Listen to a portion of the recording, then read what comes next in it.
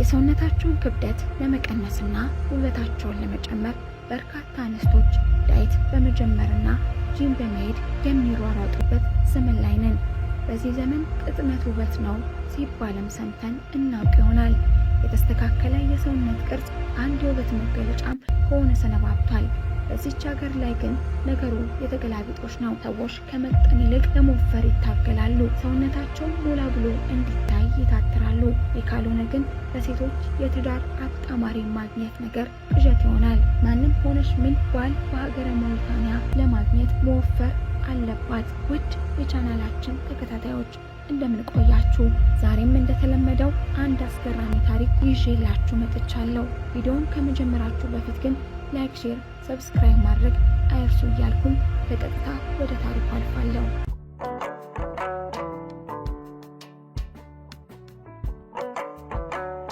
ይህ ታሪክ አጃይብ የሚያስብል ነው። የዚች ሀገር ነዋሪዎች ከዓለም ሕግ በመቃረን የሴት ልጅ የሰውነት ውፍረትን ያበረታታሉ። አለፍ ሲልም ትዳርን ለማግኘት እንደ መስፈርት የሚያደርጉም ናቸው። ይቺ ሀገር ኢስላሚክ ሪፐብሊክ ኦፍ ሞሪታንያ ትባላለች። በአፍሪካ አህጉር ውስጥ የምትገኘው ይቺ ሀገር 1,003,000 ስኩዌር ኪሎ ሜትር ስፋትን በመያዝ በአፍሪካ 11ኛዋ ትልቋ ሀገር ስትሆን በህዝብ ቁጥሯም ከ4.5 ሚሊዮን በላይ ዜጋን ትይዛለች።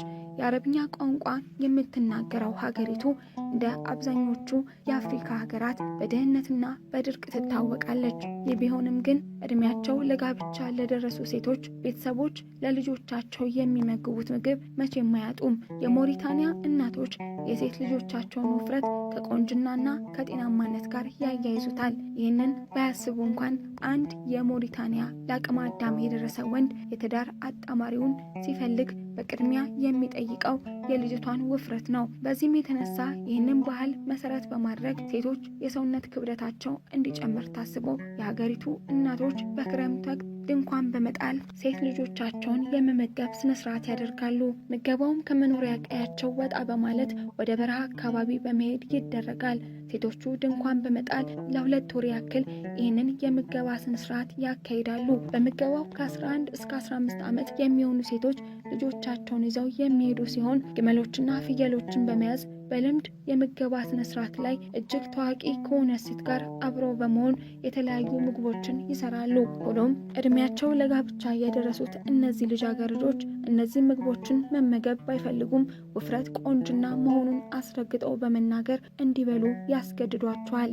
ምንም እንኳን የጤና ባለሙያዎች ድርጊቱ እናቶች ከሚሉት በተቃራኒ ለጤና ጠንቅ የሆነ ውፍረትን እንደሚያስከትል ቢገልጹም የመንደሩ ነዋሪዎች ግን ይህ ባህላቸው እንደሆነ በመግለጽ እስከ ዛሬ ድረስ እያደረጉት ይገኛሉ።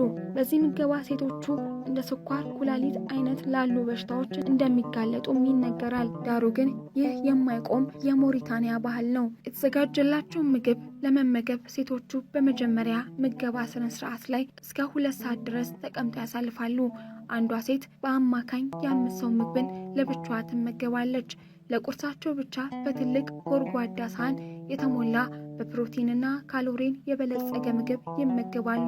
ለአንዷ ሴት ብቻ የሚሰጠው ምግብ 3000 ካሎሪን ያለው ሲሆን ከ10 የቺዝ በርገር ጋር የሚወዳደርም ነው። ምገባው በዚህ አይበቃም። ይህንን ምግብ ሴቶቹ በልተው ሲያጠናቅቁ 1 ሊትር የሚሆን የግመል ወተት በላዩ ላይ ይቸልሱበታል።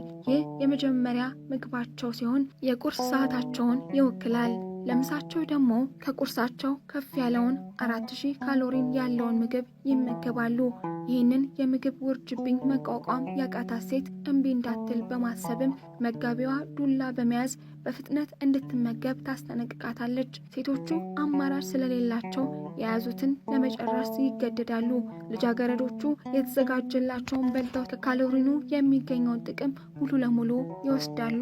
ሴቶቹ የታዘዙትን ያህል ምግብ በልተው እንዲጨርሱ የተለያዩ ማስፈራሪያዎችንም ይጠቀማሉ። ልጆቹ ከጓደኞቻቸው ጋር እንዳይገናኙ እንደሚደረጉና እምቢታቸው ከጸናም እንደሚያስሯቸው ይናገራሉ። እናቶች ይህንን የሚያደርጉት ለልጃቸው የወደፊት የትዳር ተስፋ እንደሆነም ይገልጻሉ። አመሻሽ ላይም ምገባው በመቀጠል ከቀኑ ወረድ ያለ 2000 ካሎሪን ሴቶቹ ይመገባሉ። በአጠቃላይ ሴቶቹ በቀን ውስጥ ወደ 9000 የሚሆን ካሎሪን የሚመገቡ ሲሆን ይህ አመጋገብ በአረብ የጤና ድርጅት እሳቤ በዚህ ዕድሜ ያሉ ሴቶች መመገብ ካለባቸው ምግብ ልጃገረዶቹ የሚመገቡት ምግብ 5 እጥፍ እንደሆነ ተቀምጧል። የምገባው 2 ወር ለመጠናቀቅ እየተቃረበ ሲመጣ ደግሞ ልጃገረዶቹ ምገባውን በመለማመድ በቀን ይመገቡት የነበረውን የ9000 ካሎሪ መጠን ወደ 16000 ከፍ አድርገው ይመገባሉ። ከዚያም ውጪ ከ10 ዓመት በታች የሆኑ ሴቶችም በየዓመቱ አፒታይታቸውን ለመክፈት ያክል መጠነኛ ምግብ የሚመገቡ ሲሆን ይህ ምገባ ለዋናው ለ2 ወር የምገባው ስነ ስርዓት ያዘጋጃቸዋል ተብሎም ይታሰባል። ነገር ግን በዚህ ልምምድ ወቅት ሴቶቹ ለበሽታ ይጋለጣሉ። ነገር ግን ይህ ባህል ፈጽሞ የማይቆም በመሆኑ ድርጊቱም በድግግሞሽ ለመለማመድ ይሞክራሉ።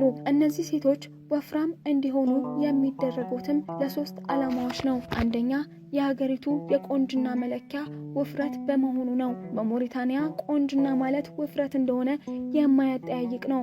ስለዚህ ሴቶቹ ቆንጆ ሆኖ ለመታየት የመመገብ ግዴታ ይኖርባቸዋል። ይህ ባህል ወንዶችን ግን አያጠቃልልም። ወንዶች በተቃራኒው ቀጠን እንዲሉ ይመከራል።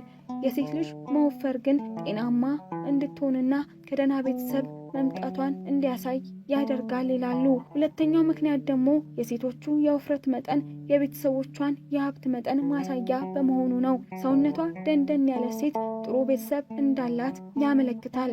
በሶስተኛ ደረጃ የተቀመጠው ምክንያት ደግሞ ሴቶቹን ጠንካራ ለማድረግ በማሰብ የሚደረግ መሆኑ ነው። ይህች ሴት እንድትጠነክር መወፈር ስላለባት ይህንን ምገባ ያካሂዳሉ። በአጠቃላይ አንድ የሞሪታኒያ ሴት ውፍረቷ፣ ውበቷ፣ ትዳሯ፣ ሀብቷና ጥንካሬዋ ነው። ታዲያ እነዚህ ሴቶች እነዚህን ነገሮች ለማግኘት ከምግብም ባለፈ የተለያዩ ለጤና ጠንቅ የሆኑ የሰውነት ማደለቢያ መድኃኒቶችን በመጠቀም ለመወፈር ይሞክራሉ። የሚጠቀሙት መድኃኒትም አንዳንዴ ለሞት ሊያደርሳቸው ሁሉ ይችላል። ሆኖም ግን ይህንን ባህል ለማስቀጠል ሴቶቹ በሞት ታጅበውም ቢሆን ሕጉን ይፈጽማሉ፣ መድኃኒቱንም ይወስዳሉ።